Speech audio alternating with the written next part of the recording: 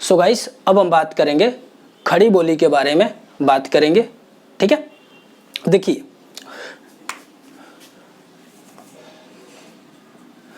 खड़ी बोली किस अपभ्रंश से विकसित है? खड़ी बोली सौरसेनी अपभ्रंश से विकसित है। खड़ी बोली सौरसेनी अपभ्रंश से विकसित है।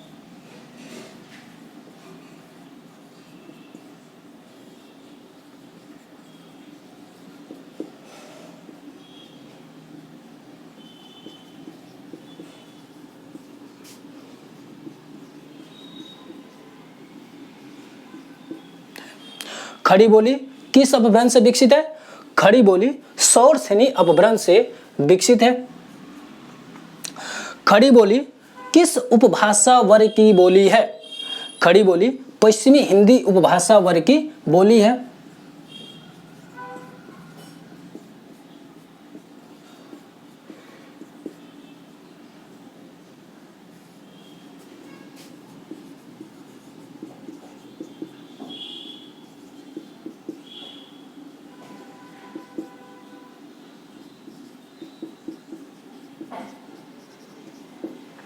खड़ी बोली किस उपभाषा वर्ग की बोली है? खड़ी बोली पश्चिमी हिंदी उपभाषा वर्ग की बोली है। खड़ी बोली किसकी एक बोली है? खड़ी बोली किसकी एक बोली है? खड़ी बोली पश्चिमी हिंदी की एक बोली है। खड़ी बोली किसकी एक बोली है? खड़ी बोली पश्चिमी हिंदी की एक बोली है।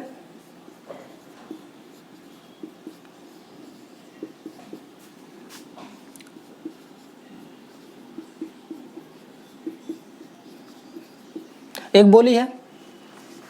देखिए खड़ी बोली का प्रयोग दो अर्थों में होता है। खड़ी बोली का प्रयोग दो अर्थों में होता है। खड़ी बोली का प्रयोग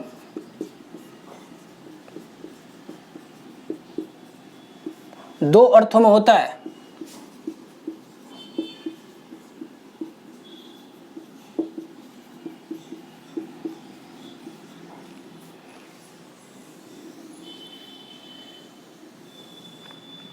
पहला है मानक हिंदी के रूप में।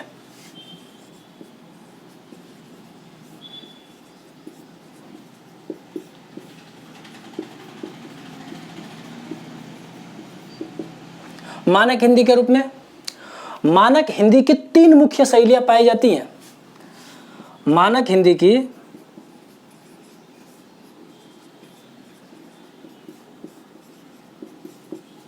तीन मुख्य शैलियां पाई जाती हैं।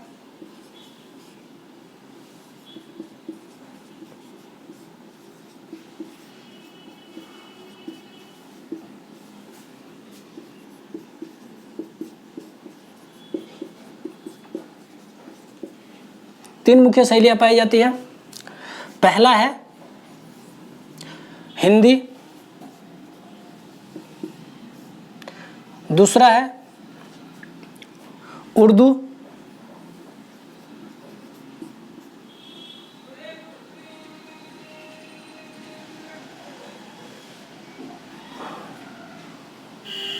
और तीसरा है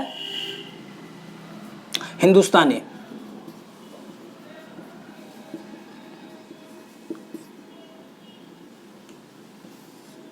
तीसरा है हिंदुस्तानी। खड़ी बोली का प्रयोग दो अर्थों में होता है। एक पहला है मानक हिंदी के रूप में। मानक हिंदी की तीन मुख्य शैलियां पाई जाती हैं। पहला है हिंदी, उर्दू और हिंदुस्तानी, और दूसरा है यह उस लोक बोली के अर्थ में प्रयोग होती है जो दिल्ली और मेरठ के आसपास के क्षेत्रों में बोली जाती है। यह उस लोक बोली के अर्थ में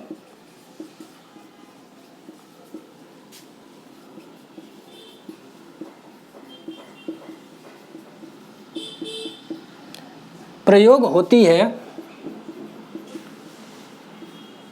देखिए दूसरा है यह उस लोक बोली के अर्थ में प्रयोग होती है जो दिल्ली और मेरठ के आसपास के क्षेत्रों में बोली जाती है।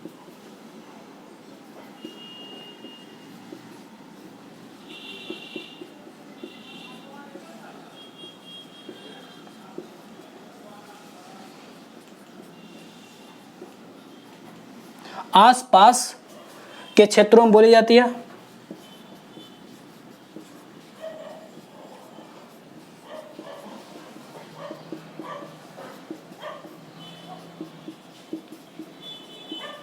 बोली जाती है। ठीक है, देखिए हम रिवाइज कर लेते हैं। अभी तक हमने क्या पढ़ा है? हमने ये पढ़ा है कि खड़ी बोली किस अपभ्रंश से विकसित है? खड़ी बोली सौर सेनी अपभ्रंश से विकसित है। दूसरा हमने ये देखा खड़ी बोली किस उपभाषा वर्ग की बोली है? खड़ी बोली पश्चिमी हिंदी उपभाषा वर्ग की बोली है। तीसरा हमने ये देखा खड़ी बोली किसकी एक बोली है? खड़ी बोली पश्चिमी हिंदी की एक बोली है। उसके बाद हमने ये देखा खड़ी बोली का प्रयोग दो अर्थों में होता है। एक है मानक हिंदी के रूप में जिसकी 3 मुख्य शैलियां पाई जाती है, हिंदी, उर्दू और हिंदुस्तानी। और दूसरा हमने ये देखा यह उस लोक बोली के अर्थ में प्रयोग होती है जो दिल्ली और मेरठ के आसपास के क्षेत्रों में बोली जाती है। ठीक है, तो आप इसका नोट्स बना लीजिए, उसके बाद से हम आगे बात करते हैं। सो गाइस, अब हम बात करेंगे खड़ी बोली के अन्य नामों के बारे में बात करेंगे। ठीक है, देखिए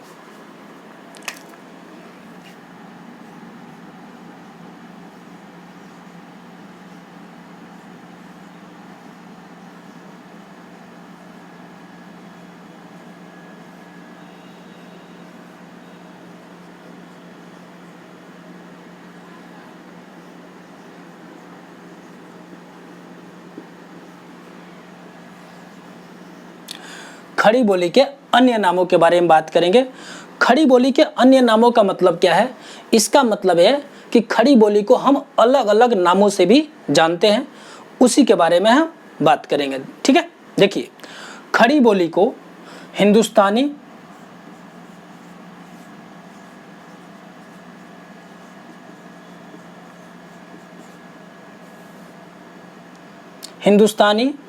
हिदुई,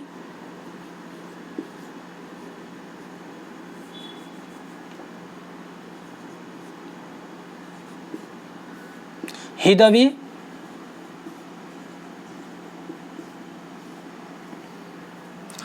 बोलचाल की हिंदुस्तानी,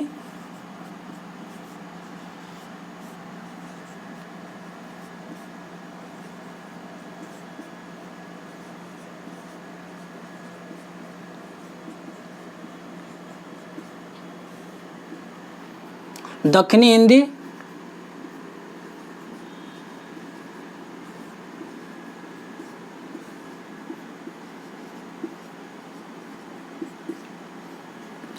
वर्नाक्यूलर,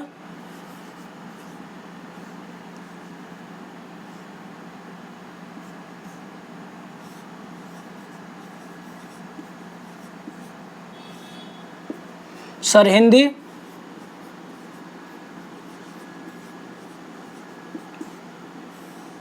खड़ी बोली,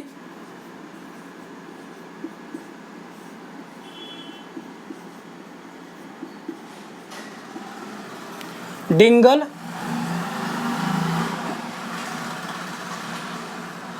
रेख्ता, देहलवी,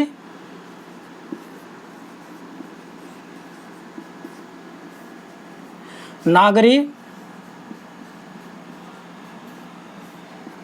ग्रामीण खड़ी बोली,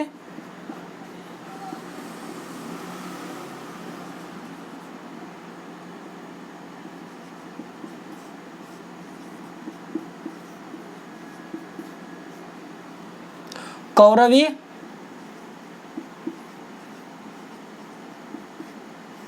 आदि। ठीक है, देखिए ये जो जितना मैं नाम बताया हूं ये सभी नाम क्या है?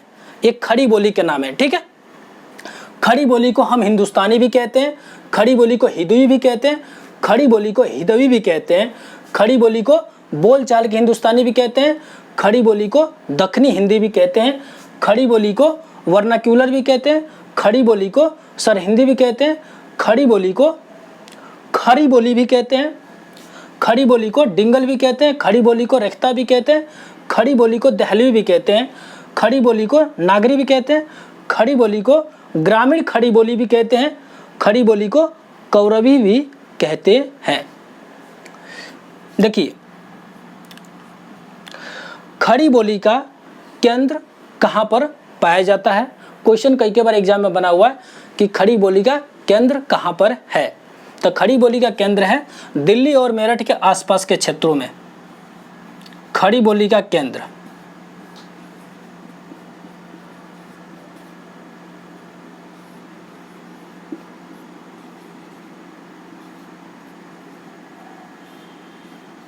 खड़ी बोली का केंद्र कहाँ पे? दिल्ली एवं मेरठ के आसपास के क्षेत्रों में।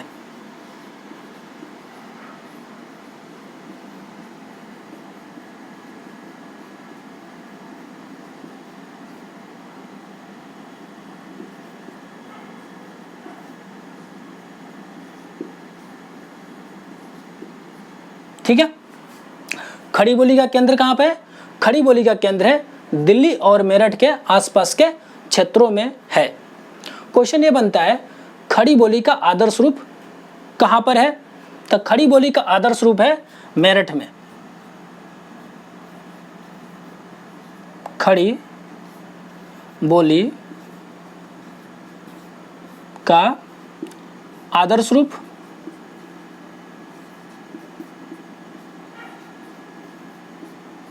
कहां पर है? मेरठ में है।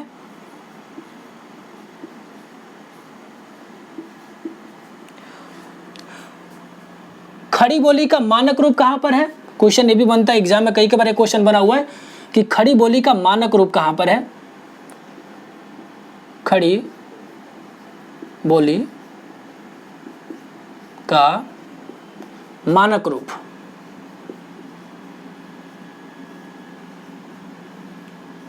खड़ी बोली का मानक रूप कहां पे है? तो खड़ी बोली का मानक रूप भी मेरठ में है। खड़ी बोली का मानक रूप कहां पर है? मेरठ में है। ठीक है, ये ध्यान रखिएगा। तो आप इसका नोट्स बना लीजिए, उसके बाद हम खड़ी बोली के बारे में और आगे बात करते हैं। ठीक है, अब इसका नोट्स बना लीजिए। सो गाइस, अब हम बात करेंगे खड़ी बोली के क्षेत्र के बारे में बात करेंगे। ठीक है, देखिए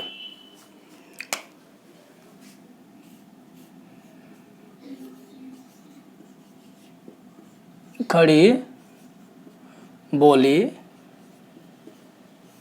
के क्षेत्र।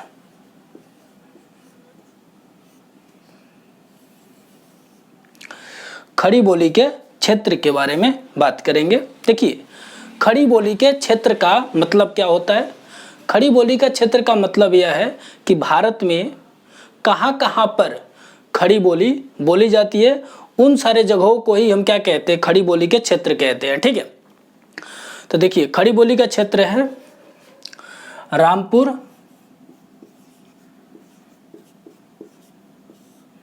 मुरादाबाद,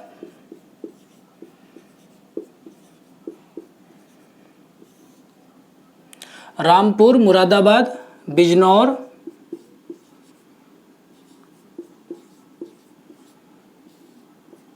मेरठ, देहरादून का मैदानी भाग,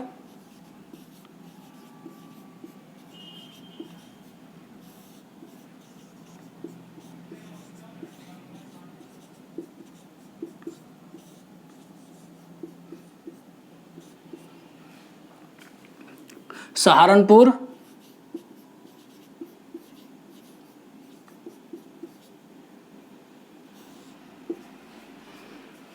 दिल्ली,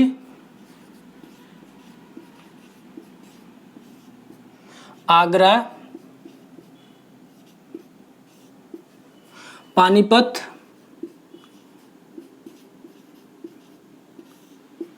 अंबाला,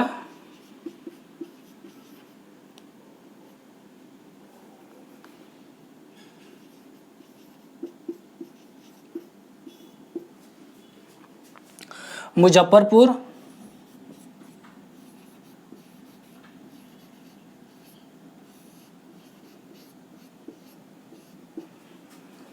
गौतम बुद्ध नगर,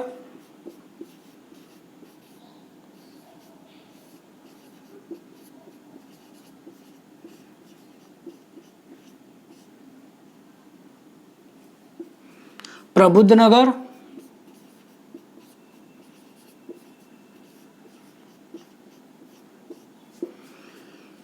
पंचशील नगर,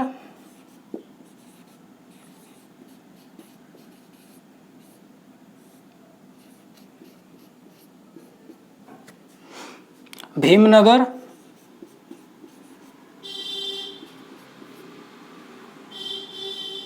बागपत, गाजियाबाद,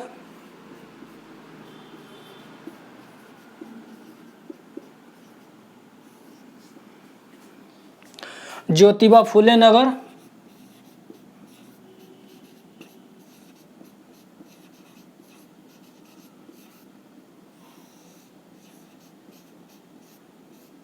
हापुड़, शामली,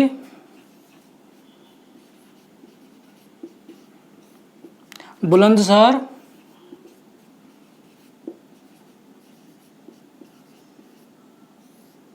आदि। देखिए इन सारे जगहों पर खड़ी बोली बोली जाती है। ठीक है, ये सभी क्या है, खड़ी बोली के क्षेत्र हैं। एक क्वेश्चन ये बनता है कि खड़ी बोली का मूल नाम क्या है। कई बार एग्जाम में बना हुआ है कि खड़ी बोली का मूल नाम क्या है। ठीक है, तो इस तरह क्वेश्चन एग्जाम में कई बार बना हुआ है। तो देखिए खड़ी बोली का मूल नाम क्या है। खड़ी बोली के मूल नाम,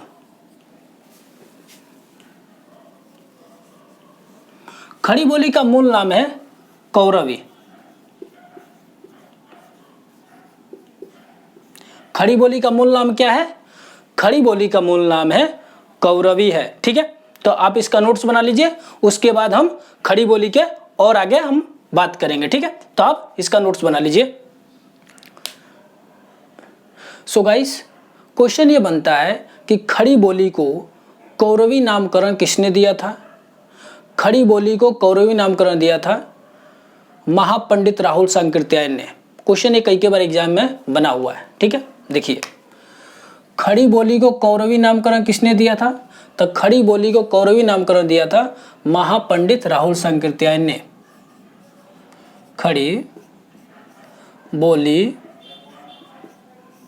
को कौरवी नामकरण किसने दिया था,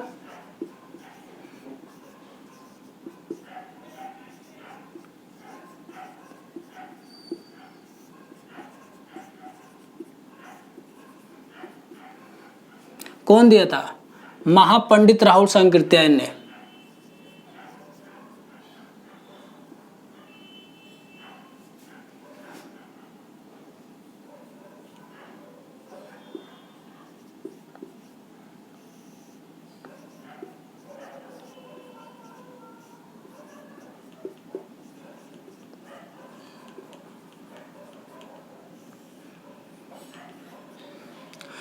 खड़ी बोली को कौरवी नामकरण किसने दिया था, तो खड़ी बोली को कौरवी नामकरण दिया था महापंडित राहुल सांकृत्यायन ने।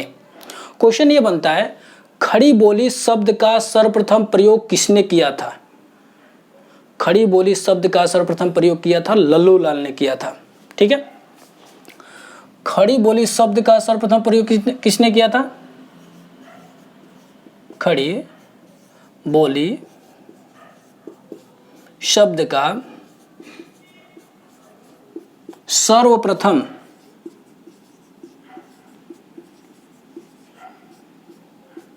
प्रयोग लल्लू लाल ने किया था।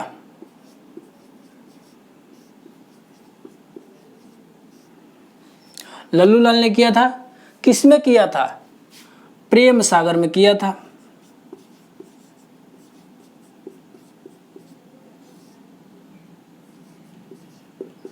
किसमें किया था, प्रेम सागर में। देखिए यहां पे दो तरह क्वेश्चन बनता है। पहला क्वेश्चन ये बनता है कि खड़ी बोली शब्द का सर्वप्रथम प्रयोग किसने किया था, तो खड़ी बोली शब्द का सर्वप्रथम प्रयोग किया था लल्लू लाल ने किया था। दूसरा क्वेश्चन ये बनता है कि खड़ी बोली शब्द का सर्वप्रथम प्रयोग किसमें हुआ था? तो खड़ी बोली शब्द का सर्वप्रथम प्रयोग प्रेम सागर में हुआ था। ठीक है, चलिए आगे बात करते हैं। खड़ी का अर्थ गंवारों किसने बताया? खड़ी का अर्थ गंवारों किसने बताया? तो अब्दुल हक ने। खड़ी का अर्थ गंवारों किसने बताया?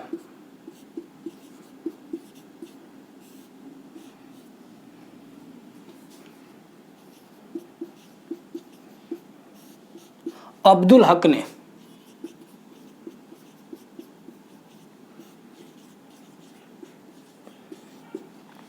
ठीक है, क्वेश्चन ये बनता है खड़ी का अर्थ कर्कश किसने बताया? तो खड़ी का अर्थ कर्कश बताया है कामता प्रसाद गुरु ने। खड़ी का अर्थ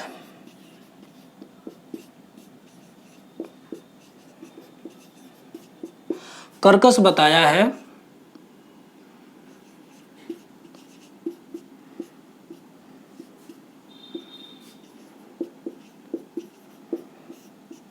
कामता प्रसाद गुरु ने।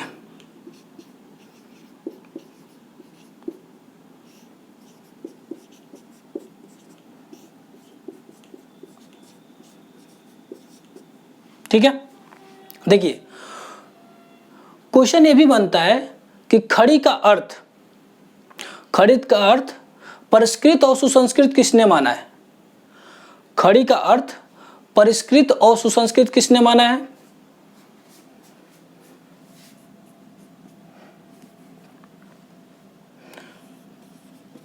खड़ी का अर्थ परिष्कृत और सुसंस्कृत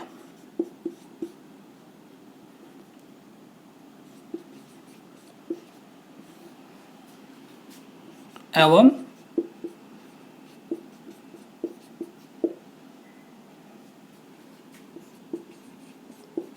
सुसंस्कृत किसने माना है?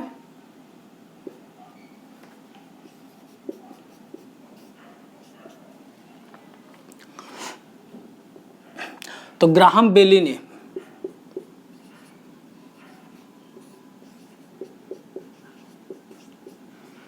ठीक है, देखिए खड़ी का अर्थ परिष्कृत और सुसंस्कृत किसने माना है?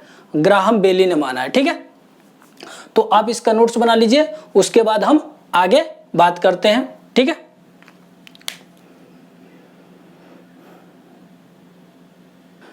देखिए क्वेश्चन ये भी बनता है खड़ी का अर्थ मानक या परिनिष्ठित किसने माना है? तो खड़ी का अर्थ मानक या परिनिष्ठित माना है फोर्ट विलियम कॉलेज के प्राचार्य सर जॉन गिलक्राइस्ट ने। देखिए क्वेश्चन ये बनता है खड़ी का अर्थ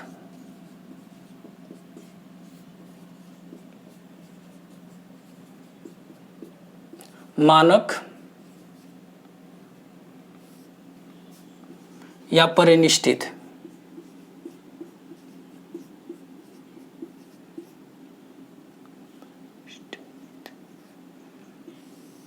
खड़ी का अर्थ मानक या परिनिष्ठित किसने माना है?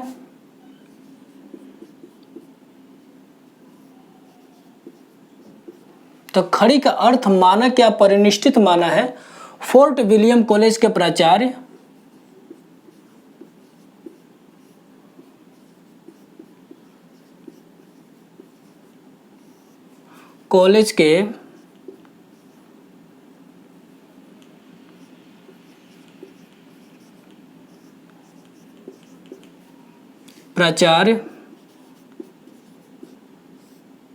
सर जॉन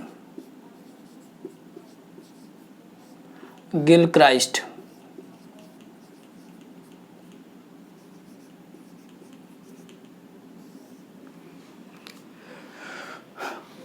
खड़ी का अर्थ मानक या परिनिष्ठित किसने माना है? तो फोर्ट विलियम कॉलेज के प्राचार्य सर जॉन गिलक्राइस्ट ने खड़ी का अर्थ मानक या परिनिष्ठित माना है। ठीक है, देखिए क्वेश्चन ये भी बनता है खड़ी का अर्थ शुद्ध प्रकृत एवं ठेठ किसने माना है? तो खड़ी का अर्थ शुद्ध प्रकृत एवं ठेठ माना है गारसाद तासी एवं चंद्रबली पांडे ने।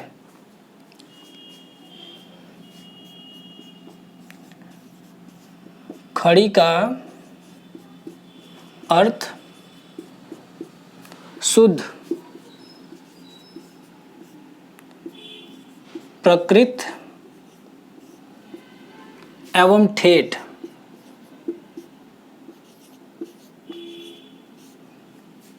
माना है। किसने माना है? गारसाद तासी एवं चंद्रबली पांडे ने।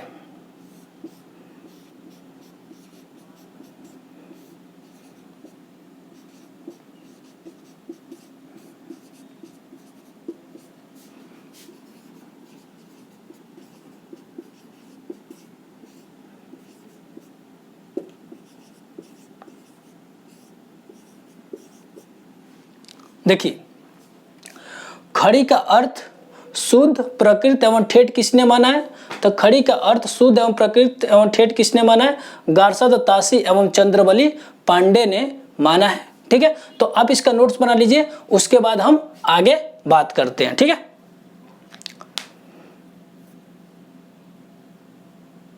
सो गाइस, क्वेश्चन ये भी बनता है खड़ी बोली के प्रथम महाकाव्य कौन सा है? तो खड़ी बोली के प्रथम महाकाव्य है प्रिय प्रवास है। खड़ी बोली के प्रथम महाकाव्य कौन सा है?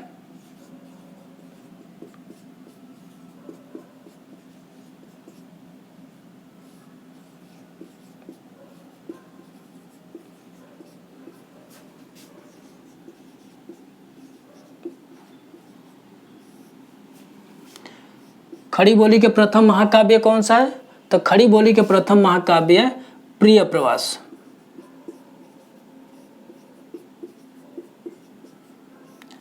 और प्रिय प्रवास के रचनाकार कौन है? प्रिय प्रवास के रचनाकार, प्रिय प्रवास के रचनाकार है हरिऔध है।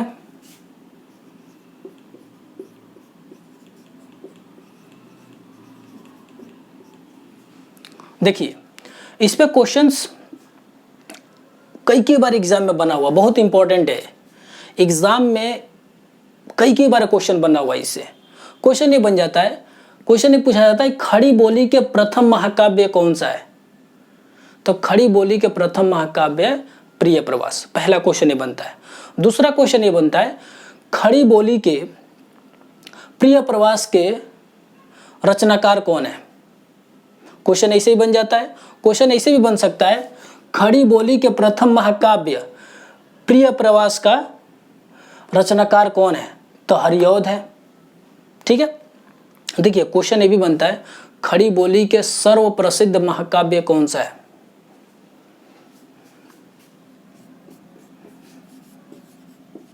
खड़ी बोली के सर्वप्रसिद्ध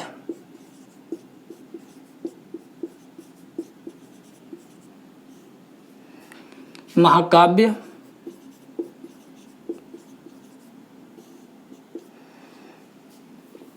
कौन सा है? कामायनी है। कौन सा है? कामायनी। कामायनी का रचनाकार कौन है? कामायनी का रचनाकार है जयशंकर प्रसाद।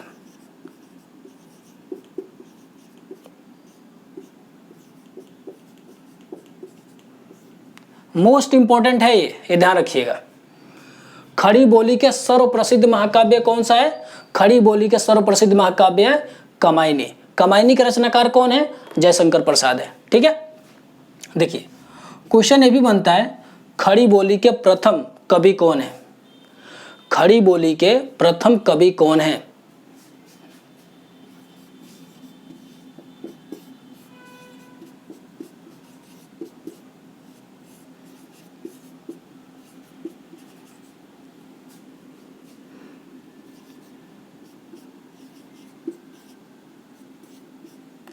खड़ी बोली के प्रथम कवि हैं अमीर खुसरो।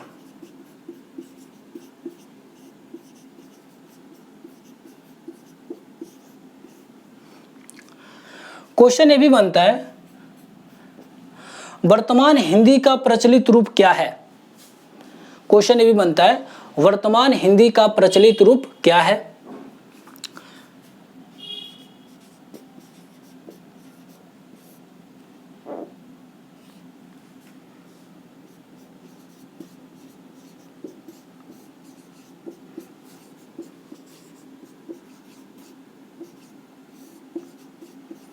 वर्तमान हिंदी का प्रचलित रूप क्या है? खड़ी बोली है।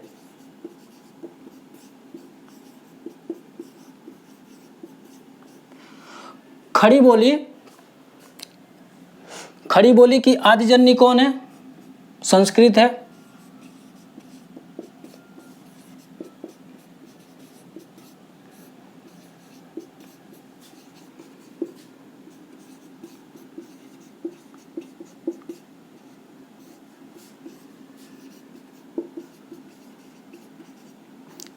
खड़ी बोली की आदिजन्य कौन है? संस्कृत है। क्वेश्चन ये भी बनता है, हिंदी खड़ी बोली किस परिवार की है? क्वेश्चन ये भी बनता है, हिंदी खड़ी बोली किस परिवार की है?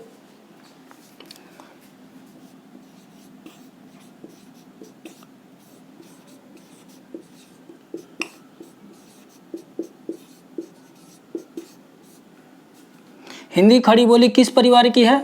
तो हिंदी खड़ी बोली भारोपीय भाषा परिवार की है।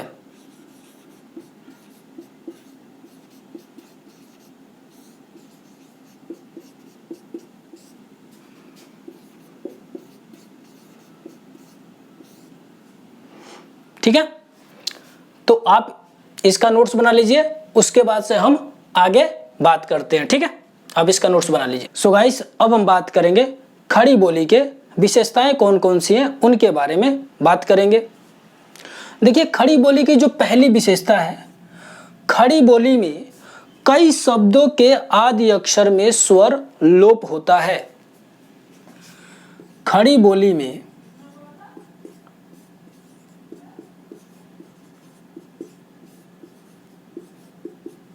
कई शब्दों के आदि अक्षर में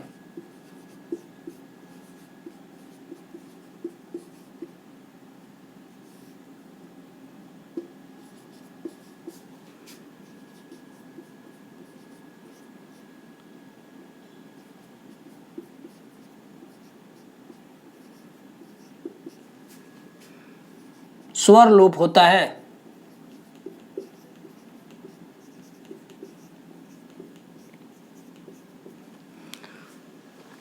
ठीक है, खड़ी बोली की जो पहली विशेषता है, खड़ी बोली में कई शब्दों के आदि अक्षर में स्वर लोप होता है। लोप का मतलब होता है गायब होना। ठीक है, जैसे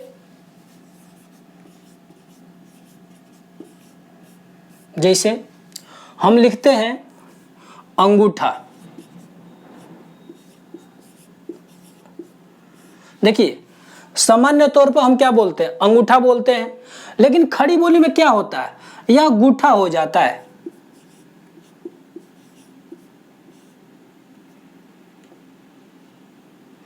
खड़ी बोली में क्या होता है? गूठा होता है। खड़ी बोली में क्या होता है? गूठा होता है। तो इसमें क्या है, देख रहे हो, स्वर क्या हो रहा है? लोप हो जा रहा है। हम लिखते हैं इकट्ठा।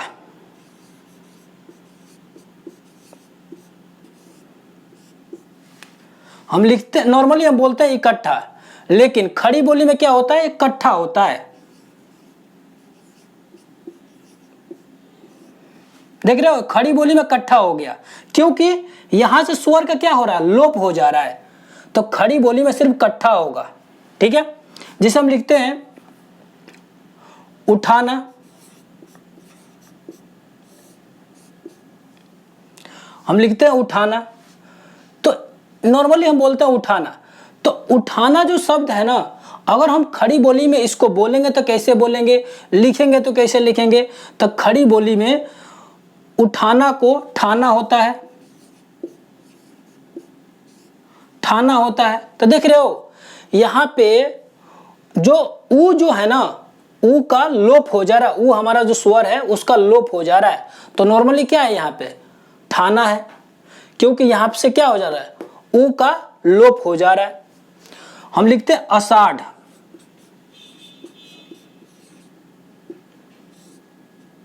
आषाढ़ लिखते हैं। खड़ी बोली में साठ हो जाएगा, देख रहे हो। आषाढ़ जो शब्द है हम नॉर्मली आषाढ़ बोलते हैं, लेकिन खड़ी बोली में क्या हो गया, साठ हो गया। तो आप इसका नोट्स बना लीजिए, उसके बाद से हम आगे बात करते हैं। खड़ी बोली की जो दूसरी विशेषता है, खड़ी बोली की दूसरी विशेषता है, खड़ी बोली में औ का ओ सुनाई देता है। खड़ी बोली में औ का ओ सुनाई देता है।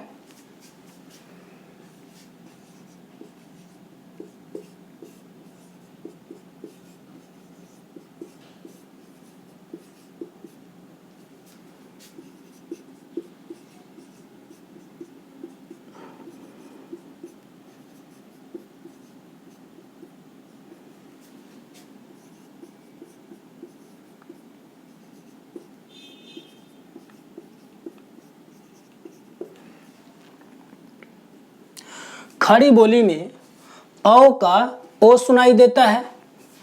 जैसे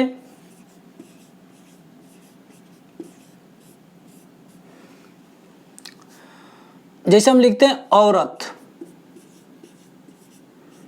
नॉर्मली हम क्या बोलते हैं, औरत बोलते हैं।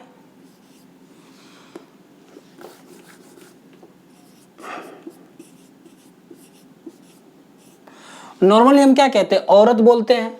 लेकिन खड़ी बोली में औरत को औरत बोलते हैं, औरत। जैसे हम 9 बोलते हैं, 9 संख्या है 9, लेकिन खड़ी बोली में 9 को 9 बोलते हैं।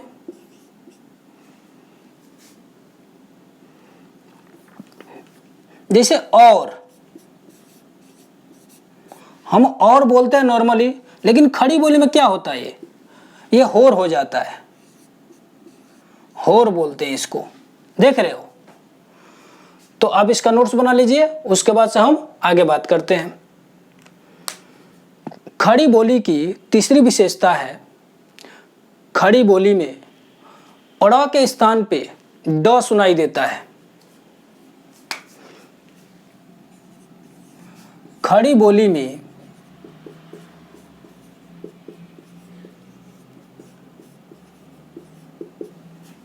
अड़ा के स्थान पे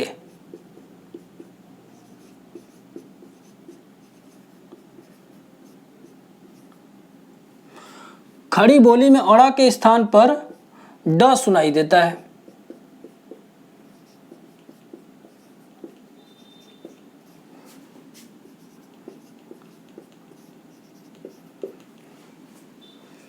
जैसे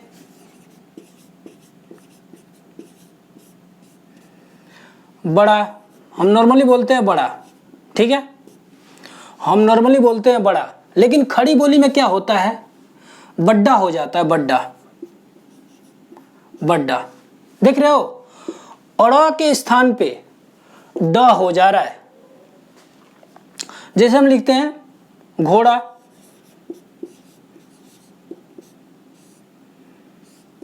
लेकिन खड़ी बोली में क्या होता है, घोड़ा का घोड्डा होता है, घोड्डा, घोड्डा, देख रहे हो।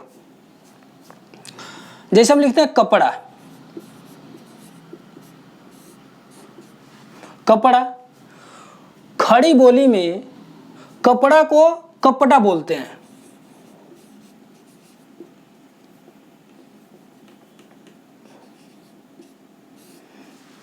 कपड़ा बोलते हैं। तो आप इसका नोट्स बना लीजिए, उसके बाद से हम आगे बात करते हैं। खड़ी बोली की जो चौथी विशेषता है, खड़ी बोली की चौथी विशेषता, खड़ी बोली में निराली ध्वनियां भी पाई जाती हैं। खड़ी बोली में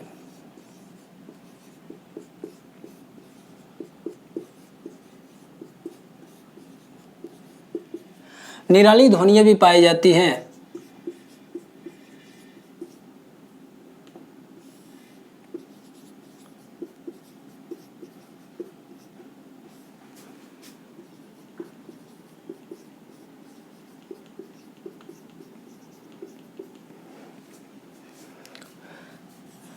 म, न, र, ल, व निराली ध्वनियाँ हैं।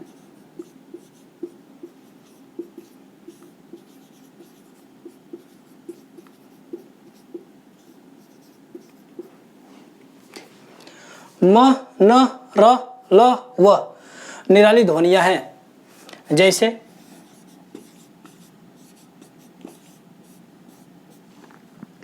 हमारा, हम सामान्य तौर पे क्या बोलते हैं? हमारा बोलते हैं, लेकिन खड़ी बोली में इसे कैसे बोलते हैं? म्हारा। देख रहे हो, हम नॉर्मली बोलते हैं हमारा, लेकिन खड़ी बोली में क्या होता है? म्हारा हो गया। नहाना, सामान्य तौर पर हम बोलते हैं क्या? नहाना, लेकिन खड़ी बोली में क्या हो जाता है? नहाना। देख रहे हो, आधा न हो गया, नहाना। लाश, सामान्य तौर पर हम क्या बोलते हैं? लाश बोलते हैं, लेकिन खड़ी बोली में क्या होता है? लहास हो जाता है। देख रहे हो, नॉर्मली हम क्या बोलते हैं? लाश बोलते हैं, लेकिन खड़ी बोली में क्या होता है? लहास हो जाता है। लहर, हम सामान्य तौर पर क्या बोलते हैं? लहर बोलते हैं, लेकिन खड़ी बोली में क्या हो जाता है? लहर।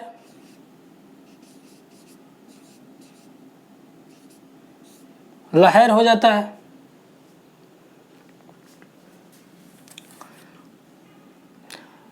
वहां,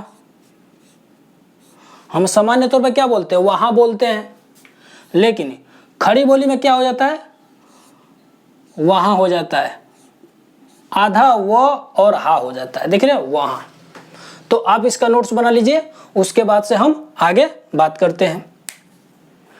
खड़ी बोली की पांचवी विशेषता है, खड़ी बोली में द्वित्व व्यंजनों का प्रयोग प्रचुरता से होता है। खड़ी बोली में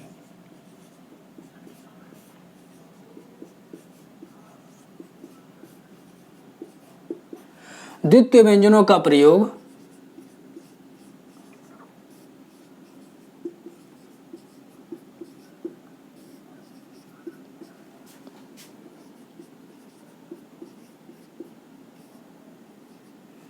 प्रचुरता से होता है।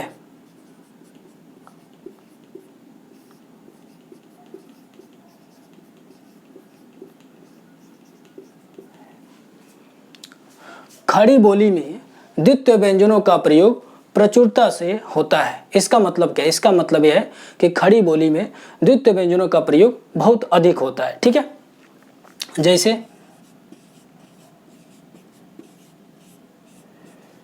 बेटा, हम नॉर्मली बोलते हैं बेटा, लेकिन खड़ी बोली में क्या हो जाएगा? बेटा हो जाएगा।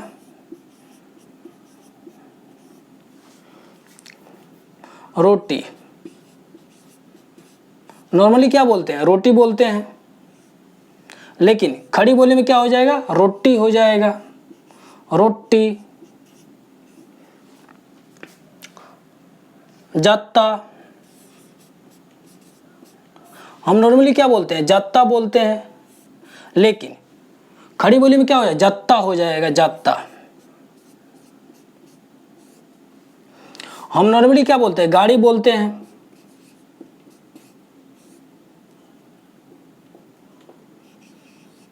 गाड़ी बोलते हैं, लेकिन खड़ी बोली में क्या हो जाएगा? गाड़ी हो जाएगा।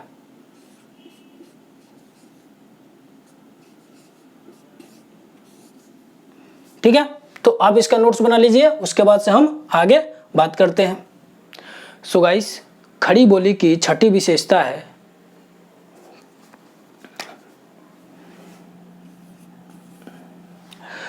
खड़ी बोली की छठी विशेषता है, खड़ी बोली में ह्रस्व स्वर शब्द के अंत में नहीं आता है।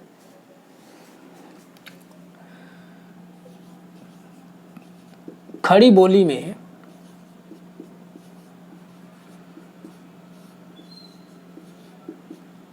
ह्रस्व स्वर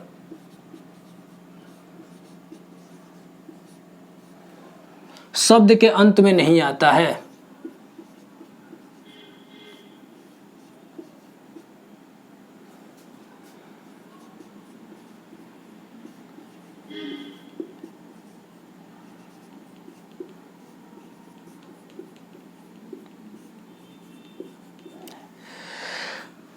खड़ी बोली की जो छठी विशेषता है, खड़ी बोली में ह्रस्व स्वर शब्द के अंत में नहीं आता है। ह्रस्व स्वर का मतलब क्या है?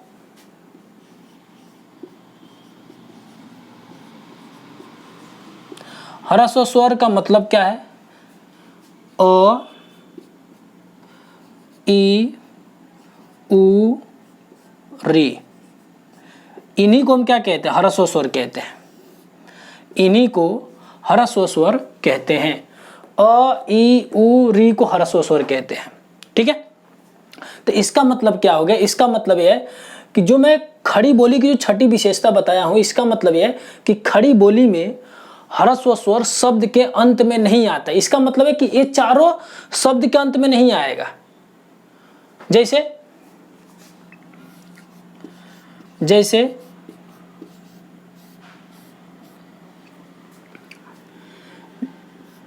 निधि, देखिए नॉर्मली हम निधि बोलते हैं, लेकिन खड़ी बोली में क्या होता है? निधि, निधि। देख रहे हो, यहां बड़ी ई का मात्रा आ गया। यहाँ पे है ना, ये छोटी ई का मात्रा लगा है। यहाँ पे छोटी ई का मात्रा लगा है, यहाँ पे बड़ी ई का मात्रा हो गया। ठीक है, जैसे पशु, देख रहे हो, यहाँ पे छोटा ऊ का मात्रा है। ठीक है, लेकिन खड़ी बोली में क्या होता है? ये बड़ा ऊ का मात्रा आ जाएगा, पशु। देख रहे हो, बड़ा ऊ का मात्रा आ गया। तो आप इसका नोट्स बना लीजिए।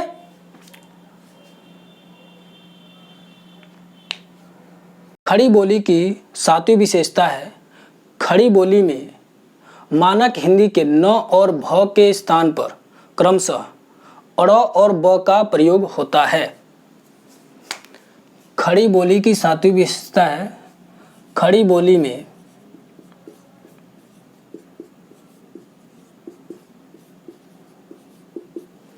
मानक हिंदी के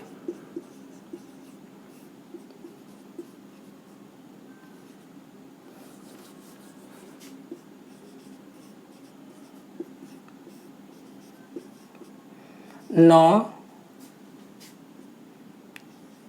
भ के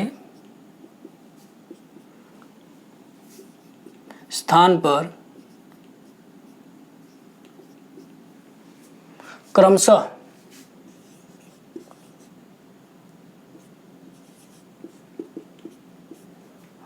अड़ व ब का प्रयोग होता है।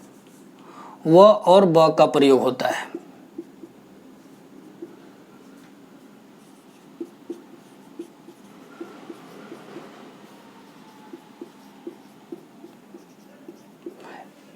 देखिए, खड़ी बोली की जो सातवीं विशेषता है, खड़ी बोली में मानक हिंदी के न और भ के स्थान पर क्रमशः अड़ और ब का प्रयोग होता है।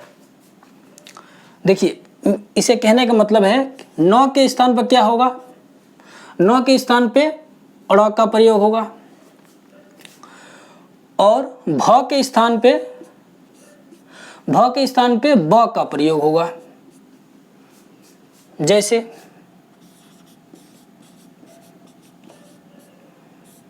हम देना, नॉर्मली हम क्या बोलते हैं? देना बोलते हैं, लेकिन खड़ी बोली में क्या हो जाएगा? देना हो जाएगा, देना। देख रहे हो ना, देना। खाना, खाना का हो जाएगा, क्या हो जाएगा? खाड़ा।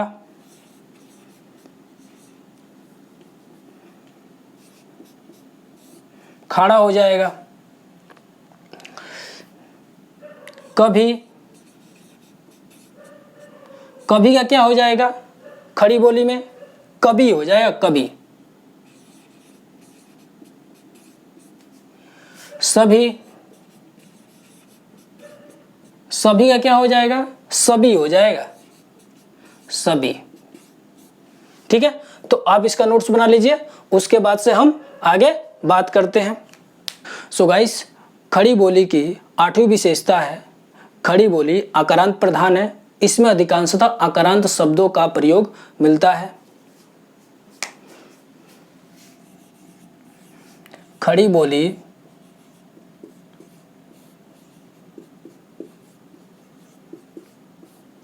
आकारांत प्रधान है।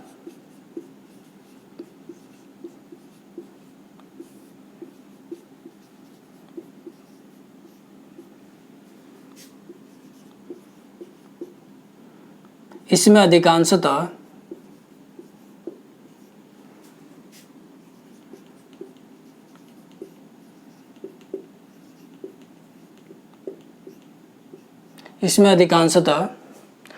आकारांत शब्दों का प्रयोग मिलता है।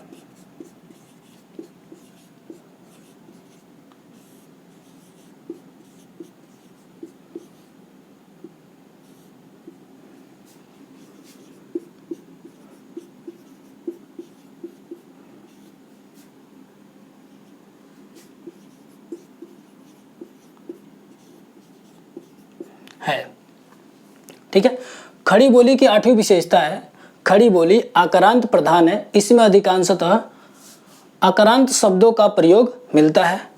आकारांत का मतलब क्या होता है? आकारांत, देखिए, आकारांत का मतलब होता है वह शब्द जिसके अंत में आ स्वर हो, उसे हम क्या कहते हैं? आकारांत कहते हैं। वह शब्द जिसके अंत में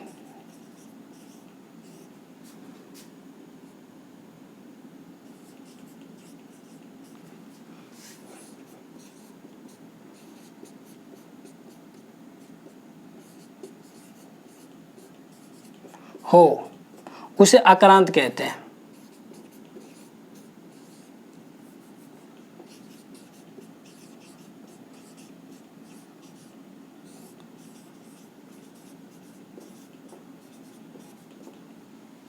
ठीक है, तो देखिए, तो खड़ी बोली की 8वीं विशेषता है, खड़ी बोली आकारांत प्रधान है। इसमें अधिकांशतः आकारांत शब्दों का प्रयोग मिलता है।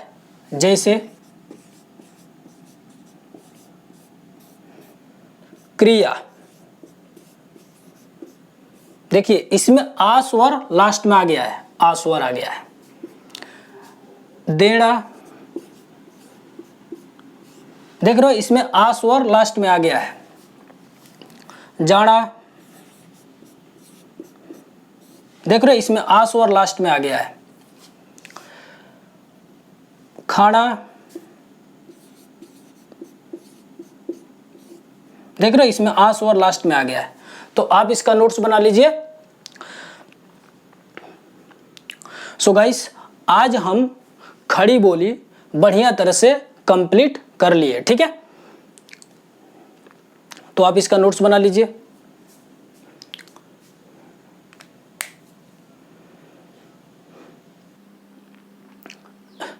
सो गाइस, अब हम पढ़ेंगे ब्रज भाषा के बारे में पढ़ेंगे।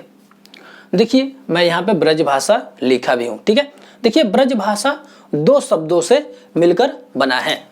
ब्रज भाषा 2 शब्दों से मिलकर बना है। एक है ब्रज और दूसरा है भाषा।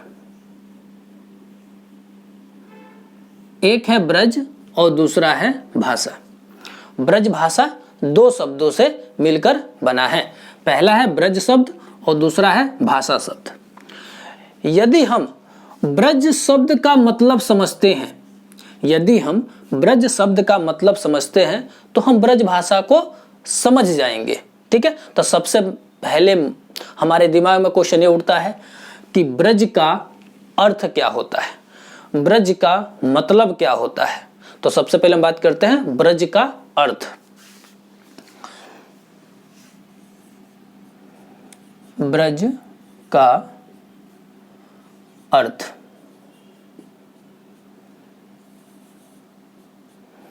देखिए, ब्रज का अर्थ होता है गौशाला,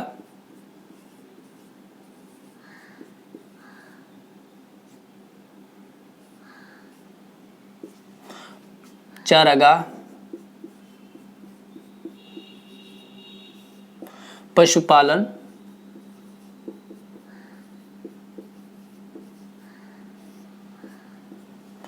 पशुओं का समूह,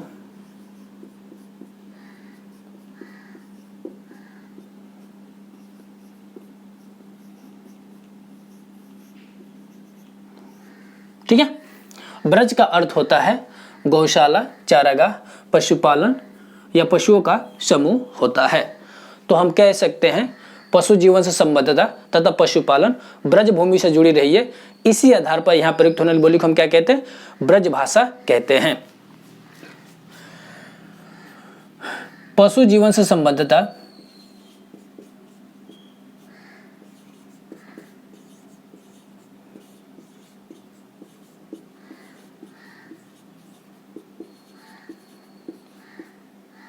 पशु जीवन से संबद्धता तथा पशुपालन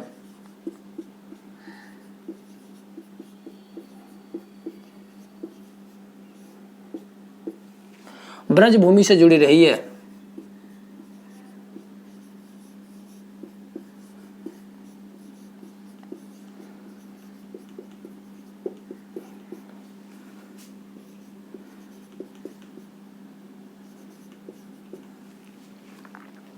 इसी आधार पर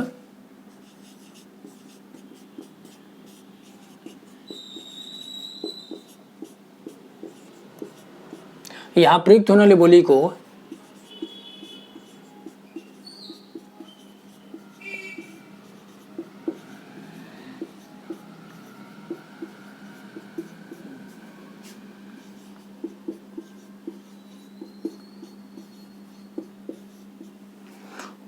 ब्रज भाषा कहते हैं।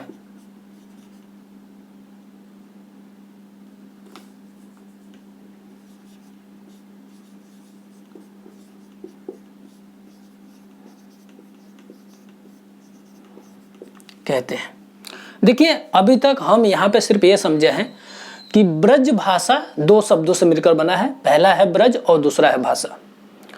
यदि हम ब्रज का अर्थ सही से समझते हैं तो ब्रज भाषा को समझ जाएंगे। तो ब्रज का अर्थ होता है गौशाला, चारागाह, पशुपालन या पशुओं का समूह होता है।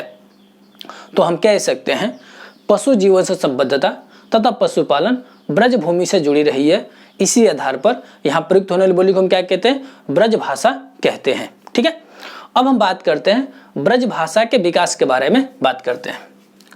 ब्रज भाषा के विकास।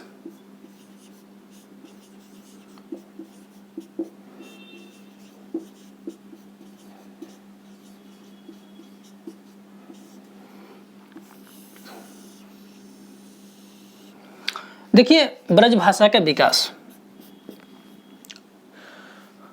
ब्रज भाषा किस अपभ्रंश से विकसित है? क्वेश्चन ये बनता है ब्रज भाषा किस अपभ्रंश से विकसित है?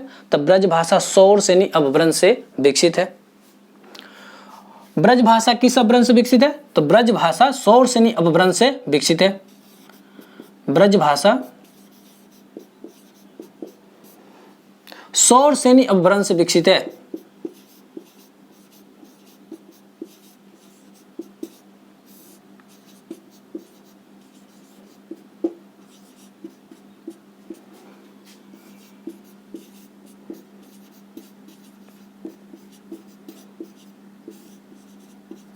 विकसित है। क्वेश्चन ये भी बनता है कि ब्रज भाषा किसकी एक बोली है? क्वेश्चन ये भी बनता है ब्रज भाषा किसकी एक बोली है? तो ब्रज भाषा पश्चिमी हिंदी की एक बोली है। ब्रज भाषा किसकी एक बोली है? ब्रज भाषा पश्चिमी हिंदी की एक बोली है। ब्रज भाषा पश्चिमी हिंदी की एक बोली है।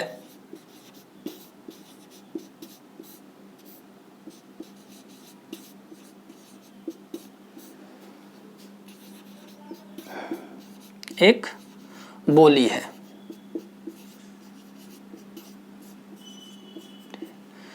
क्वेश्चन ये भी बनता है कि ब्रज भाषा किस उपभाषा वर्ग की बोली है? तो ब्रज भाषा पश्चिमी हिंदी उपभाषा वर्ग की बोली है। ब्रज भाषा पश्चिमी हिंदी उपभाषा वर्ग की बोली है।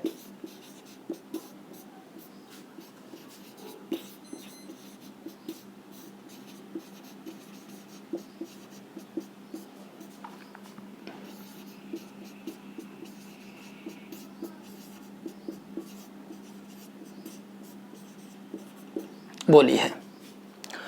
क्वेश्चन ये भी बनता है कि पश्चिमी हिंदी की सर्वाधिक प्रमुख बोली कौन सी है?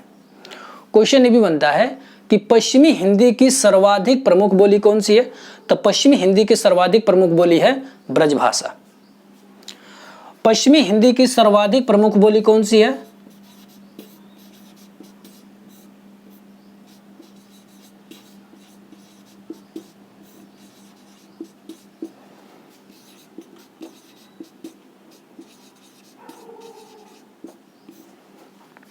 प्रमुख बोली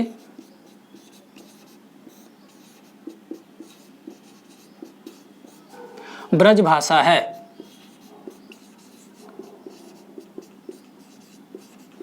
ब्रजभाषा है। ठीक है, तो आप इसका नोट्स बना लीजिए, उसके बाद से हम आगे बात करते हैं। अब हम बात करेंगे ब्रजभाषा के क्षेत्र के बारे में बात करेंगे। देखिए ब्रजभाषा का क्षेत्र,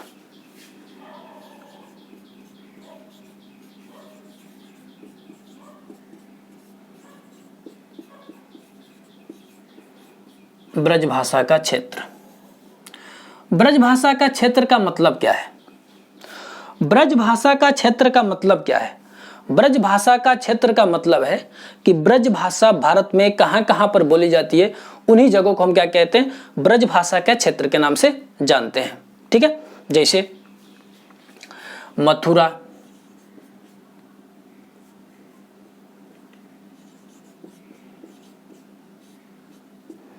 मथुरा, आगरा, बुलंदशहर,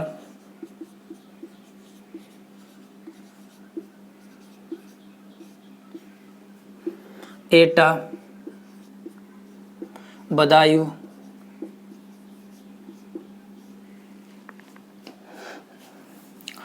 अलीगढ़,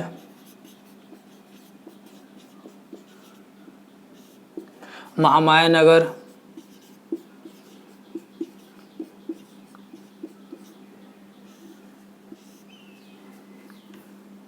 कांसीराम नगर,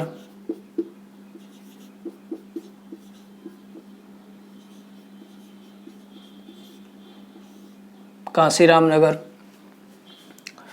बरेली, मैनपुरी,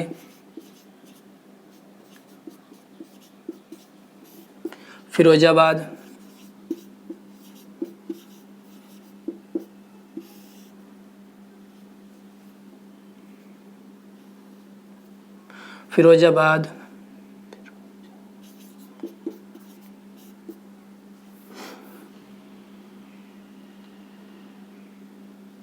धौलपुर,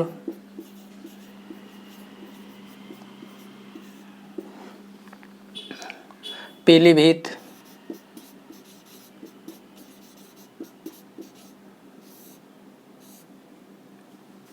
गुड़गांव,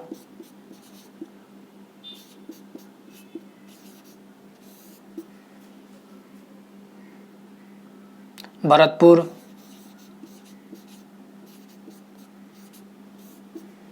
करौली,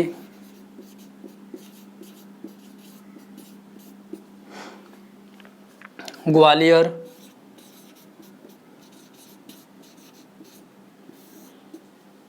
हाथरस, कासगंज,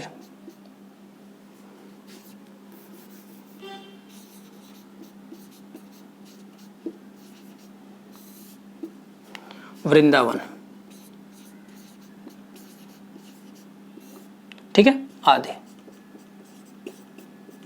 ये सभी क्या है? ये सभी जो जगह का नाम में लिखा, ये सभी ब्रज भाषा के क्षेत्र हैं, यहाँ पे ब्रज भाषा बोली जाती है। ठीक है, अब हम बात करते हैं ब्रज भाषा का शुद्ध रूप कहाँ पर पाया जाता है। ब्रज भाषा का शुद्ध रूप,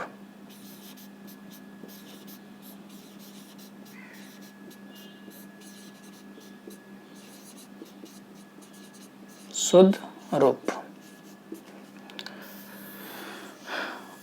ब्रज भाषा का शुद्ध रूप कहाँ पर पाया जाता है। ब्रज भाषा का शुद्ध रूप पाया जाता है मथुरा,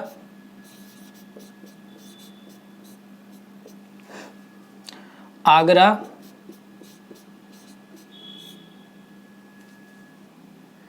अलीगढ़ के जिलों में पाया जाता है।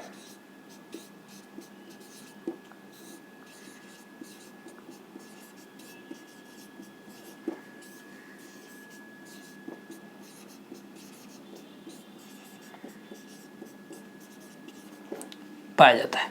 ब्रज भाषा का शुद्ध रूप कहां पर पाया जाता है। ब्रज भाषा का शुद्ध रूप पाया जाता है मथुरा, आगरा और अलीगढ़ के जिलों में पाया जाता है। ब्रज भाषा का केंद्र कहां पर है। ब्रज भाषा का केंद्र, ब्रज भाषा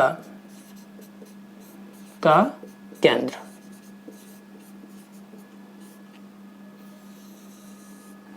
ब्रज भाषा का केंद्र कहां पर है। तो ब्रज भाषा का केंद्र है मथुरा और वृंदावन में है। ब्रज भाषा का केंद्र कहां पे। ब्रज भाषा का केंद्र है मथुरा और वृंदावन में।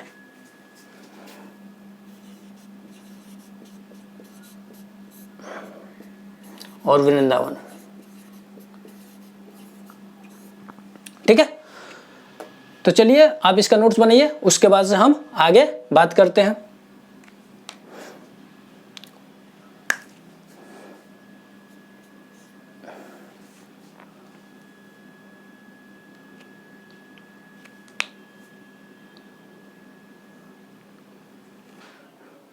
सो गाइस, अब हम बात करेंगे ब्रज भाषा की उपबोलियां कौन कौन सी है उनके बारे में बात करेंगे।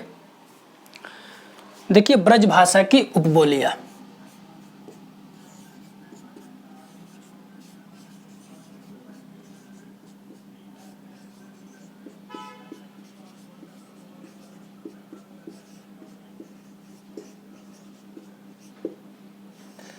ब्रज भाषा की उपबोलियां।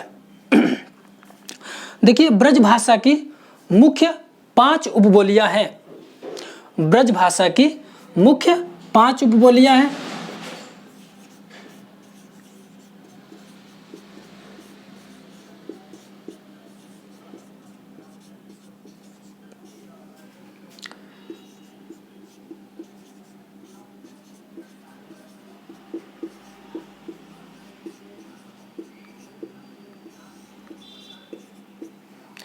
ब्रज भाषा की मुख्य 5 उपबोलियां हैं।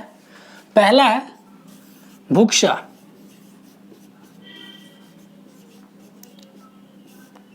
दूसरा अंतर्वेदी,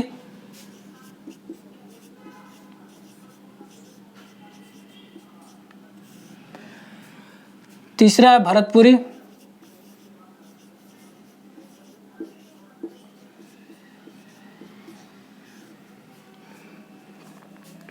चौथा है डांगी,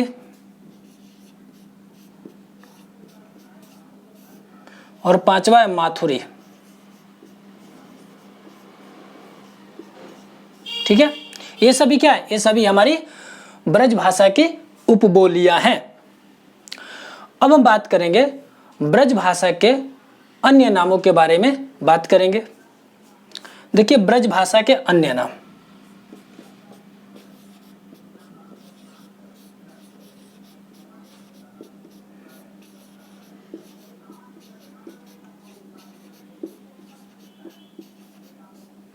देखिए ब्रज भाषा के अन्य नाम का मतलब क्या है। ब्रज भाषा के अन्य नाम का मतलब क्या है। ब्रज भाषा को हम अलग अलग नामों से भी जानते हैं, ठीक है। जैसे मध्य देशीय,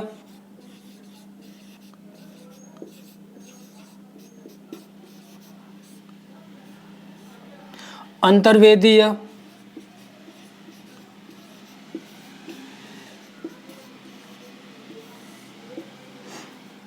ग्वालियरी,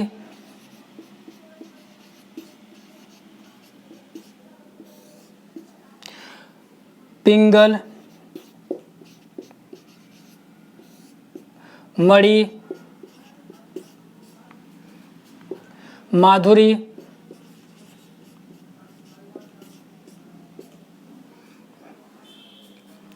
नागभाषा।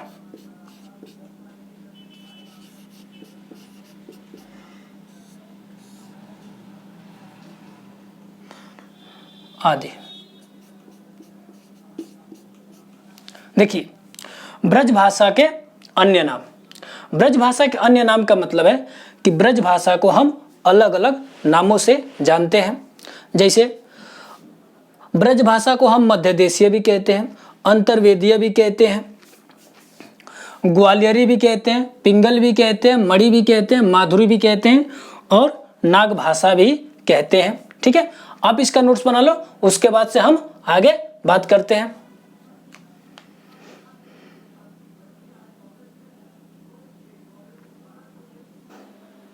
देखिए, क्वेश्चन ये भी बनता है कि ब्रज भाषा किन भाषाओं के साथ मिलकर के ब्रज बोली कहलाई?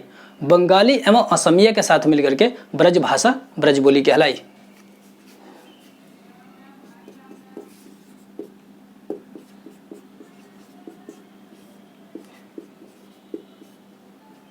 बंगाली एवं असमिया के साथ मिलकर के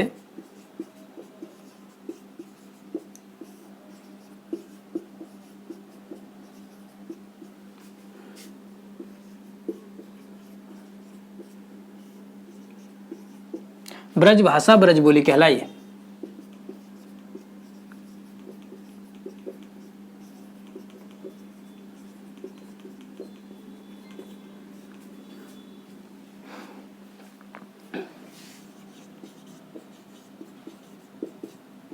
ठीक है, बंगाली एवं असमिया के साथ मिलकर के ब्रज भाषा ब्रज बोली कहलाई।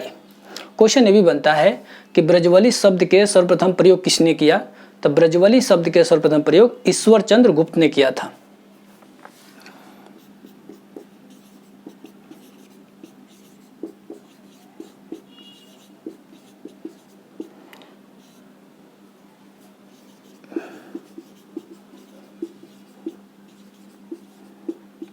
ब्रजवली शब्द के सर्वप्रथम प्रयोग किसने किया था? ईश्वर चंद्र गुप्त ने किया था।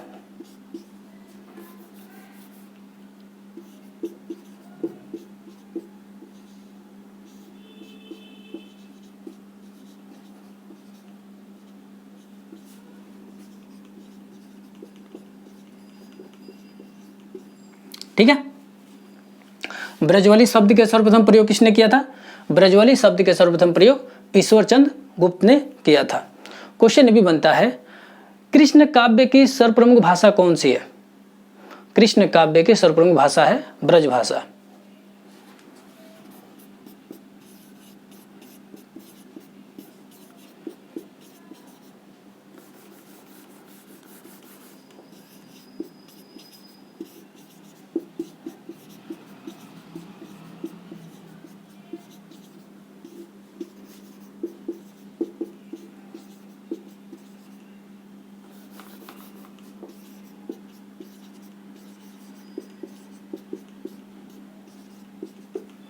कृष्ण काव्य की सर्वप्रमुख भाषा कौन सी है? कृष्ण काव्य की सर्वप्रमुख भाषा है ब्रज भाषा। गंगा यमुना के मध्य भाग को अंतर्वेद कहा जाता है।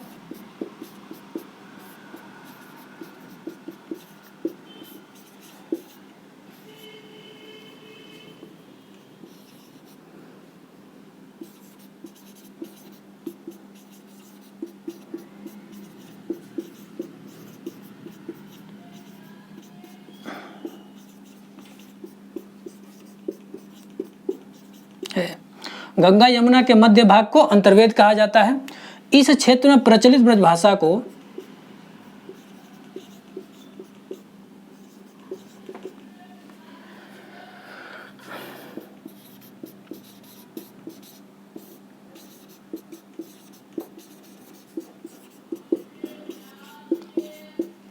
अंतर्वेदी कहलाई।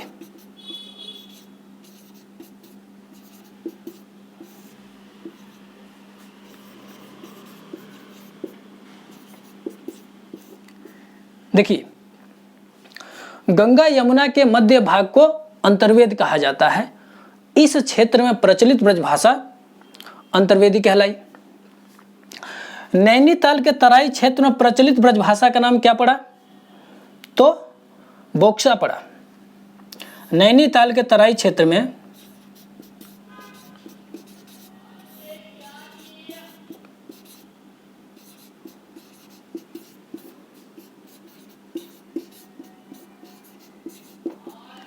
प्रचलित ब्रजभाषा को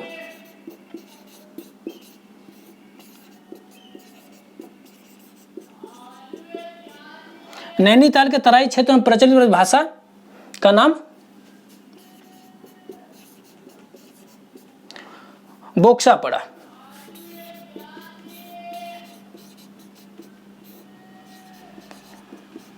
ठीक है, तो आप इसका नोट्स बना लीजिए, उसके बाद से हम आगे बात करते हैं।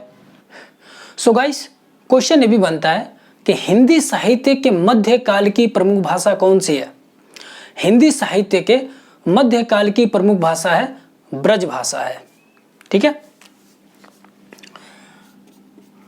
हिंदी साहित्य की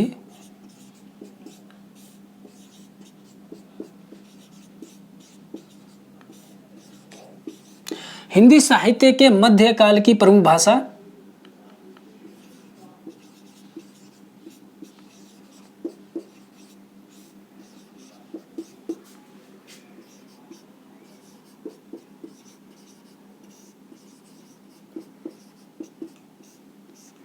हिंदी साहित्य के मध्यकाल की प्रमुख भाषा कौन सी है?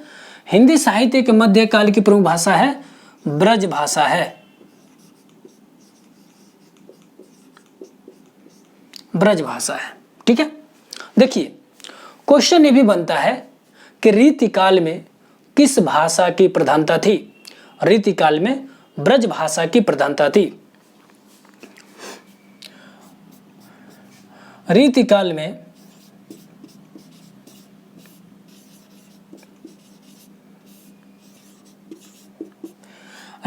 में ब्रज भाषा की प्रधानता थी।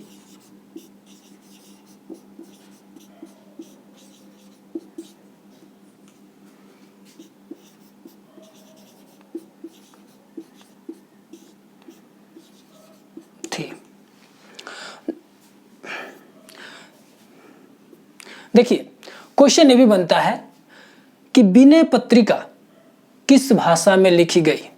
क्वेश्चन ये भी बनता है कि विनय पत्रिका किस भाषा में लिखी गई? तो विनय पत्रिका लिखी गई थी ब्रज भाषा में। विनय पत्रिका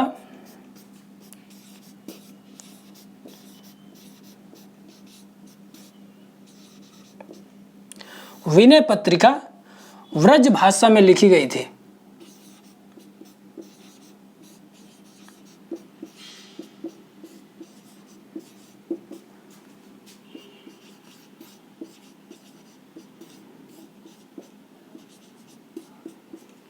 विनय पत्रिका किस भाषा में लिखी गई?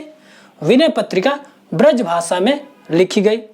तो आप इसका नोट्स बना लो, उसके बाद से हम आगे बात करते हैं। सो गाइस, अब हम बात करेंगे ब्रज भाषा के कवि के बारे में बात करेंगे। देखिए ब्रज भाषा के कवि,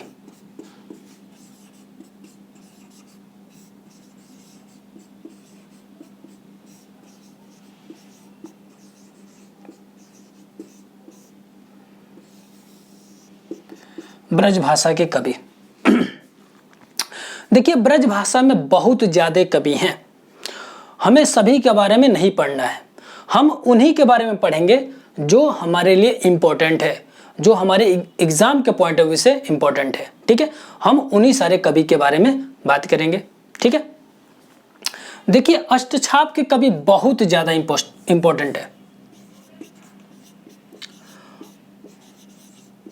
अष्टछाप के कवि,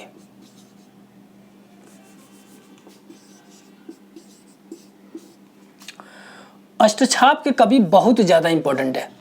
क्यों इंपॉर्टेंट है? क्योंकि इसके अंदर 8 कवि हैं और अष्टछाप के अंदर जो कवि हैं वो ब्रज भाषा के कवि हैं। ठीक है, तो इसके अंदर कितने टोटल कवि हैं? टोटल 8 कवि हैं। अष्टछाप के अंदर टोटल 8 कवि हैं। पहला है कुंभन दास,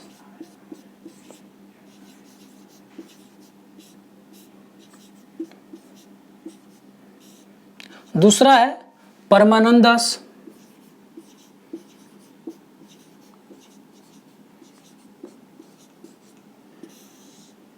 तीसरा हमारा कृष्णदास,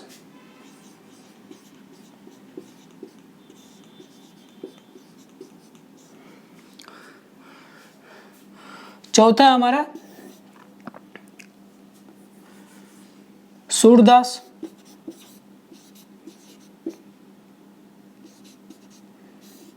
पांचवा है गोविंद दास,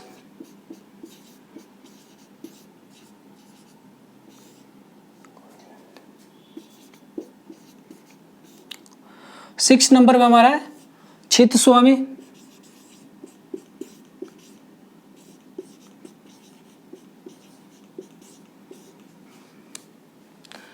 सातवें नंबर पे हमारा है चतुर्भुज दास,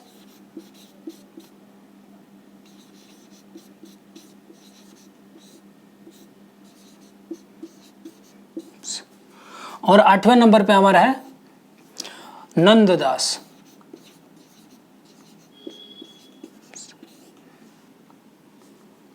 ठीक है। अन्य ब्रज भाषा के जो कवि हैं उसमें तुलसीदास हैं,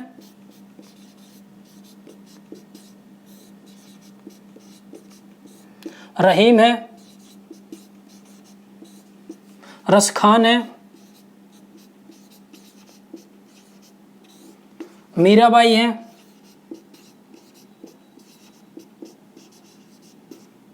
आदि। ये जितना मैं कवि लिखा हूं ये सारे कवि हमारे ब्रज भाषा के कवि हैं, लेकिन आपको ये ध्यान रखना अष्टछाप के कवि को आपको बढ़िया तरह से ध्यान रखना है, क्योंकि इससे क्वेश्चंस बन जाते हैं। अब बहुत टिपिकल क्वेश्चन बनते हैं। दो तरह क्वेश्चन तो कॉमनली बनते हैं। पहला क्वेश्चन ये बन जाएगा कि क्वेश्चन पूछ देगा कि निम्न में से कौन सा अष्टछाप के कवि नहीं है, जिसमें से 3 ऑप्शन आपको अष्टछाप के कवि दे देगा और उसमें से एक अलग कवि दे देगा। आप पूछ देगा बताओ इसमें से कौन सा अष्टछाप के कवि नहीं है। तो अगर आप इसको याद नहीं कर पाओगे तब तक उसका आंसर नहीं दे पाओगे आप। तो सबसे पहले आपको इसको याद करना पड़ेगा आपको। तो आप अष्टछाप के कवि को बहुत बढ़िया तरह से याद करिएगा। मैं बार बार इस पर फोकस कर रहा हूं क्योंकि अष्टछाप के कवि बहुत ज्यादा इंपॉर्टेंट है। इससे क्वेश्चन कई बार बने हैं और आने वाले भविष्य में जो एग्जाम होंगे उसमें भी बनने की संभावना बहुत ज्यादा है। तो आप अष्टछाप के कवि को बढ़िया तरह से याद कर लीजिएगा। ठीक है, तो आप इसका नोट्स बना लीजिए, उसके बाद से हम आगे बात करते हैं। सो गाइस, अब हम बात करेंगे ब्रज भाषा की विशेषताएं कौन कौन सी है, उनके बारे में विस्तार से जानेंगे समझेंगे। ठीक है, तो ब्रज भाषा की पहली विशेषता है ब्रज भाषा ओकारांत प्रधान है। ब्रज भाषा ओकारांत प्रधान है।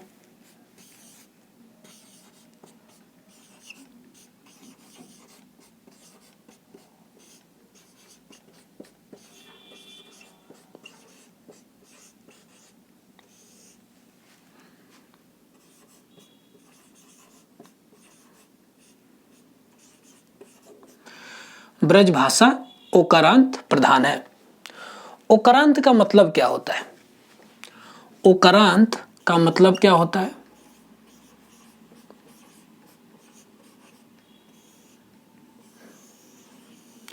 ओकारांत का मतलब क्या होता है? ओकारांत का मतलब होता है कि वह शब्द जिसके अंत में ओ की मात्रा हो उसे ओकारांत कहते हैं। वह शब्द जिसके अंत में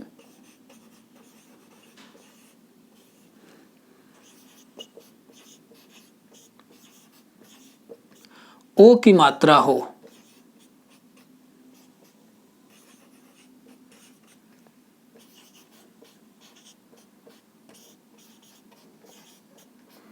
उसे ओकारांत कहते हैं।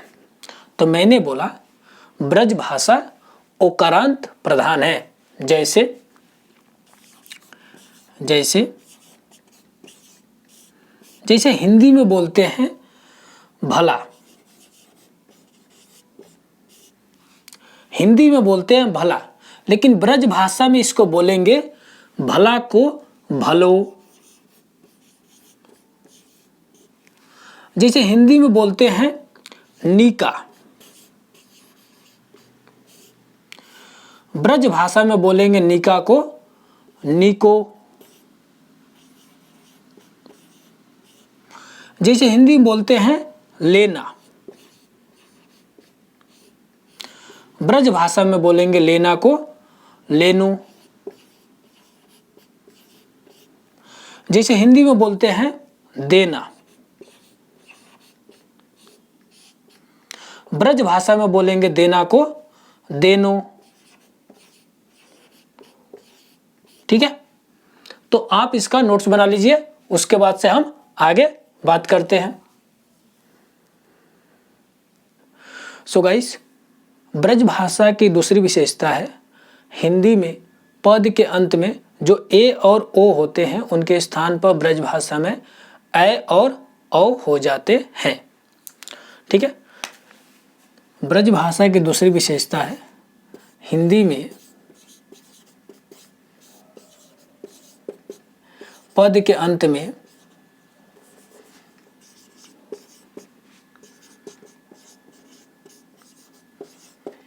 जो ए और ओ होते हैं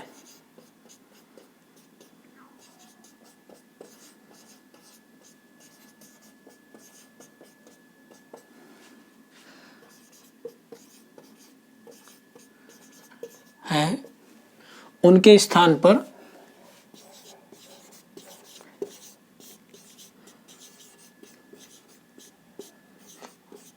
ब्रज भाषा में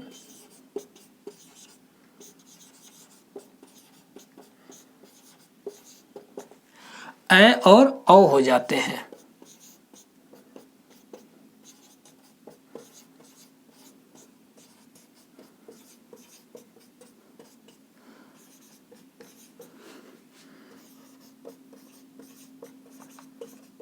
औ हो जाते हैं। ठीक है, देखिए मेरा कहने का मतलब है कि जो हिंदी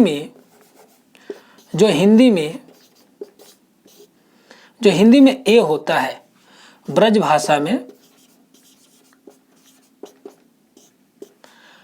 आय हो जाएगा, जो हिंदी में ए होगा ब्रज भाषा में ऐ हो जाएगा, जो हिंदी में ओ होता है ब्रज भाषा में औ हो जाएगा।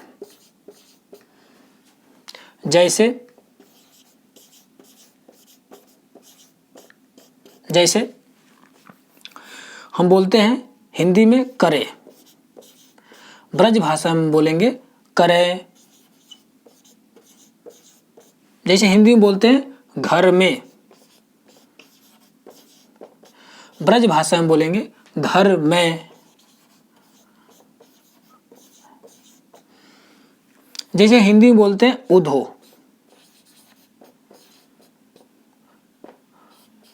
ब्रज भाषा में बोलेंगे उधौ।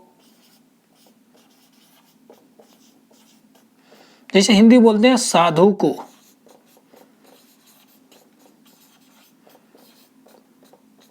ब्रज भाषा में बोलेंगे साधु कौ।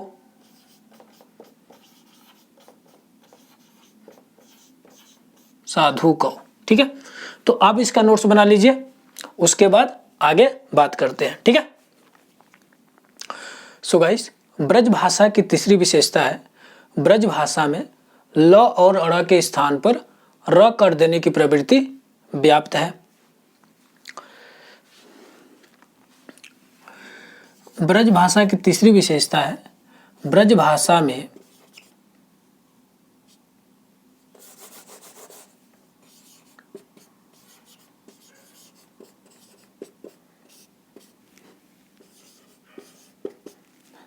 ल और अड़ा के स्थान पर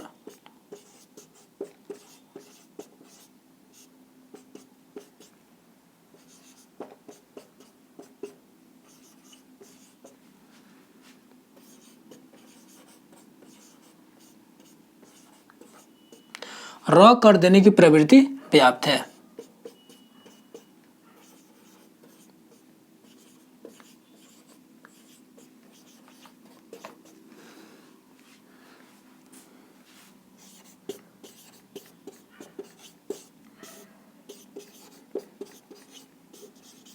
व्याप्त है। मेरा कहने का मतलब ये था कि ल के स्थान पर र का प्रयोग होता है और अड़ के स्थान पर र का प्रयोग होता है। ठीक है, जैसे बोलते हैं हिंदी में झगड़ा, हिंदी में बोलते हैं झगड़ा, ब्रज भाषा में बोलेंगे झगड़ो। जैसे हिंदी में बोलते हैं पीला, ब्रज भाषा में बोलेंगे पीरो। ठीक है, तो अब इसका नोट्स बना लीजिए, उसके बाद से हम आगे बात करते हैं। सो गाइस, ब्रज भाषा की चौथी विशेषता है, ब्रज भाषा में छोटा सा, बड़ा सा और षटकोर स के स्थान पर केवल छोटा स का प्रयोग होता है। ब्रज भाषा की चौथी विशेषता है, ब्रज भाषा में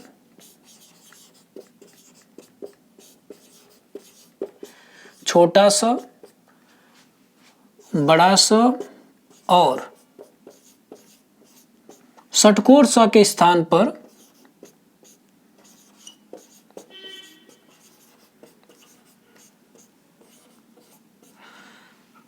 केवल छोटा सा का प्रयोग होता है।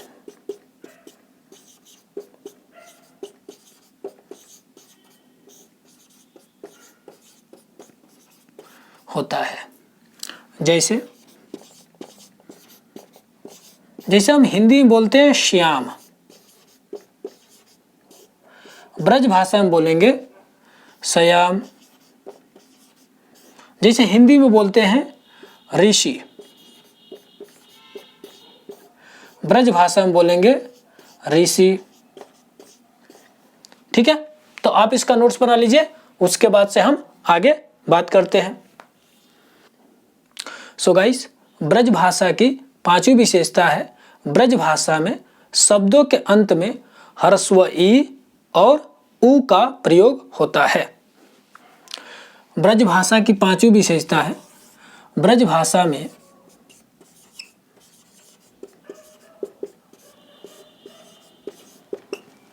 शब्दों के अंत में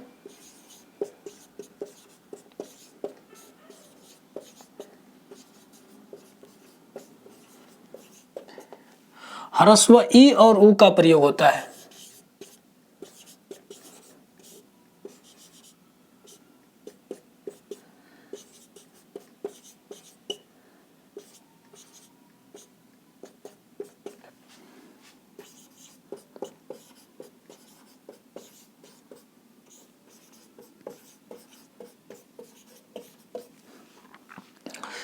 जैसे बहुरी,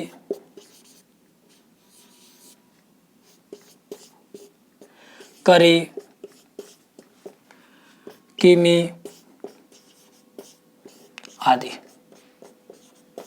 ठीक है, तो आप इसका नोट्स बना लीजिए, उसके बाद से आगे बात करते हैं।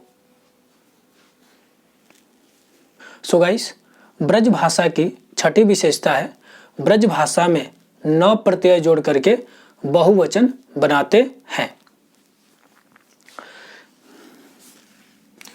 ब्रज भाषा की छठी विशेषता है, ब्रज भाषा में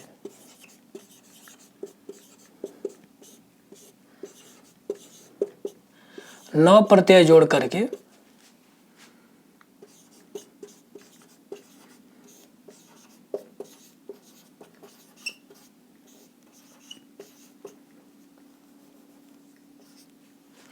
बहुवचन बनाते हैं।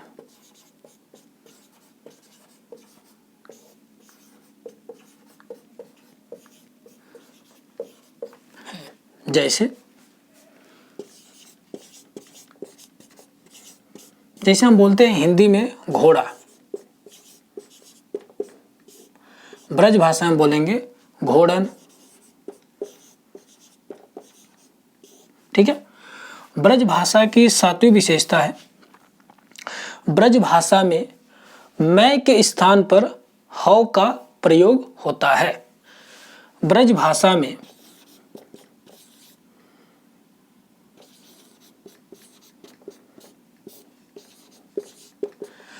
मैं के स्थान पर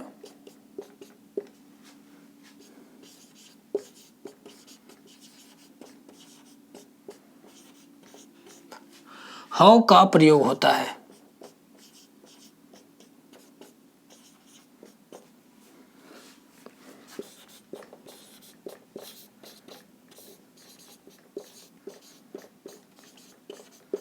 होता है, ठीक है। तो आप इसका नोट्स बना लीजिए, उसके बाद से आगे बात करते हैं। सो गाइस, ब्रज भाषा की 8वीं विशेषता है, ब्रज भाषा में कुछ ध्वनि का परिवर्तन अत्यंत महत्वपूर्ण है। ब्रज भाषा की 8वीं विशेषता है, ब्रज भाषा में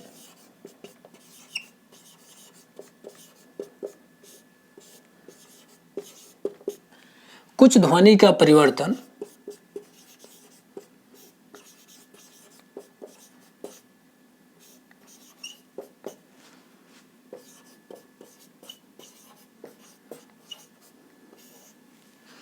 अत्यंत महत्वपूर्ण है।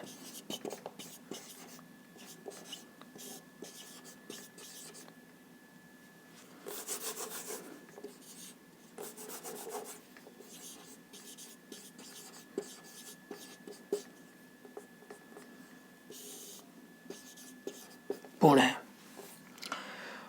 क की जगह पे च का प्रयोग होता है, अड़ की जगह पे न का प्रयोग होता है और न की जगह पे ल का प्रयोग होता है।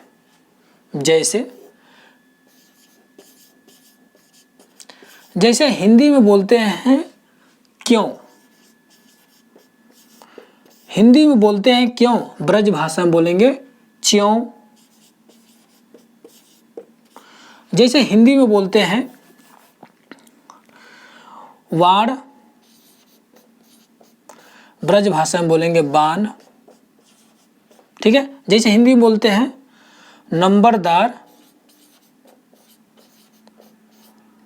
ब्रज भाषा में बोलेंगे लंबरदार, ठीक है। तो आप इसका नोट्स बना लीजिए। सो गाइस, आज हम ब्रज भाषा के बारे में कंप्लीट अध्ययन कर लिए, ठीक है। तो आप इसका नोट्स बना लीजिए।